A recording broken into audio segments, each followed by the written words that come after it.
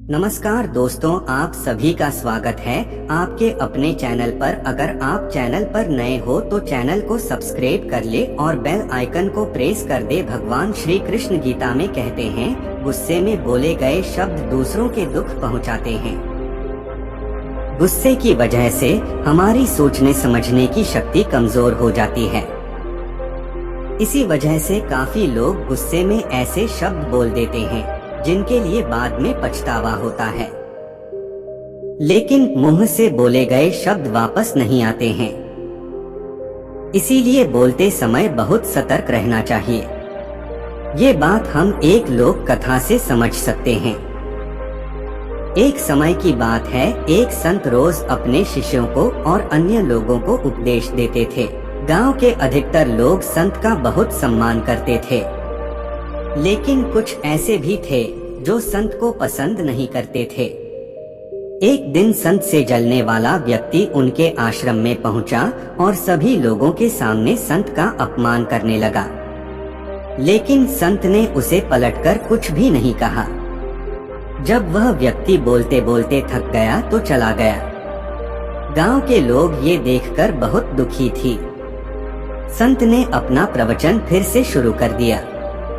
जब वह व्यक्ति अपने घर पहुंचा तो उसे अपनी गलती का एहसास हुआ।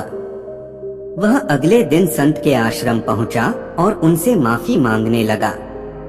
संत ने उससे कहा कि एक काम करो, आश्रम में पक्षियों के कई पंख बिखरे हुए हैं, उन्हें इकट्ठा करके यहाँ ले आओ। उस व्यक्ति ने तुरंत ये काम शुरू कर दिया।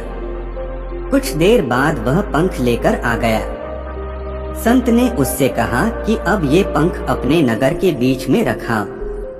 वह व्यक्ति संत की आज्ञा मानकर नगर के बीच में पहुंचा और सभी पंख रखकर संत के पास पहुंच गया।